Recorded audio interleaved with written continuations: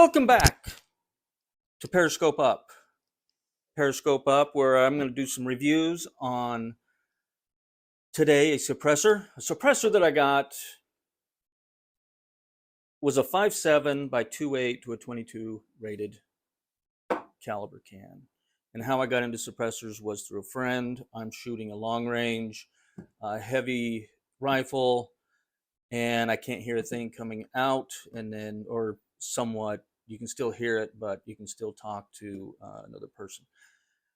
He brought out another can and he had it on a rifle, and we were still talking and enjoying our shooting moment. And I was like, all right, I got to get a can, got to get him. And finally waited 12 months to get this out of jail. Once I got it out of jail, I put it on my Banshee 5.7 by 2.8, and it was a CMMG.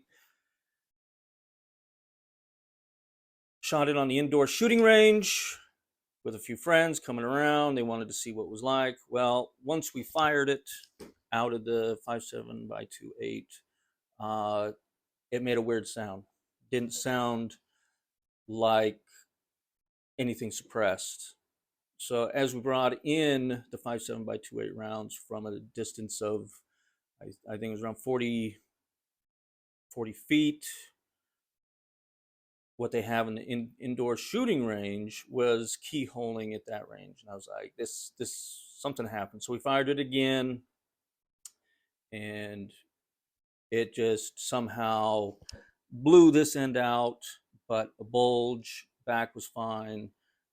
So after that, I decided to not shoot it again, shoot it anymore, and then send it back to see what they said.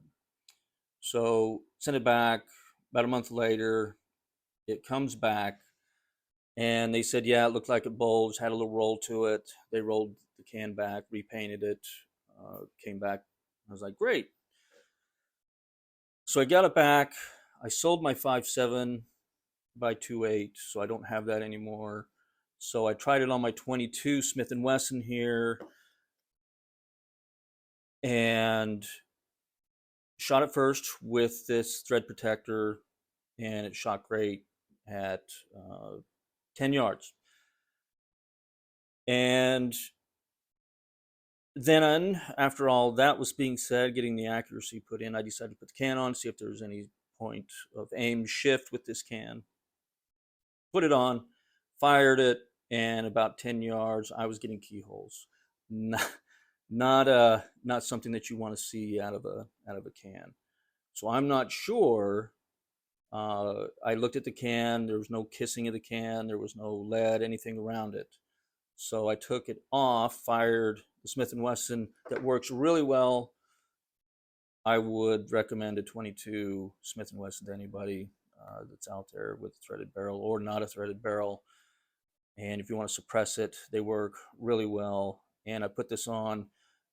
Cycles does well, but the accuracy of this can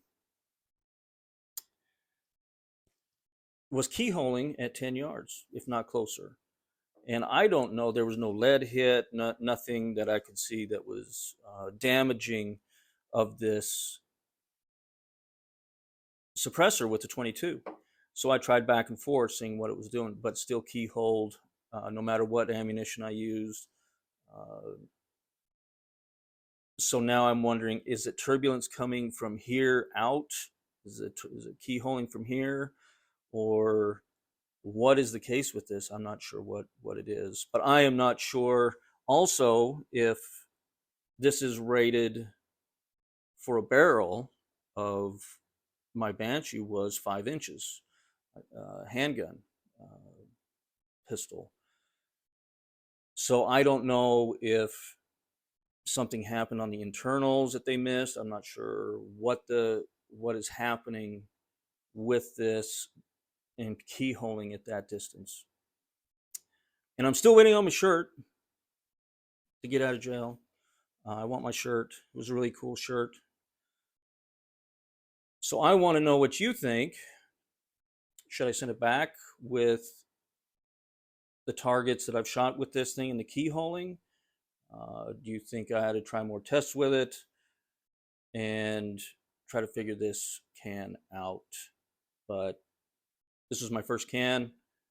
Got a great deal, but they are expensive. So try to figure out what you want to buy first before you spend that money. It can be expensive, and if you blow one up, yeah, it's not going to be a happy time for getting another one or having it replaced or fixed.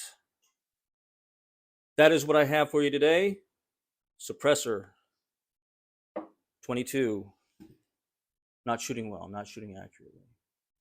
So tell me in the comments below what you think I should do with this suppressor.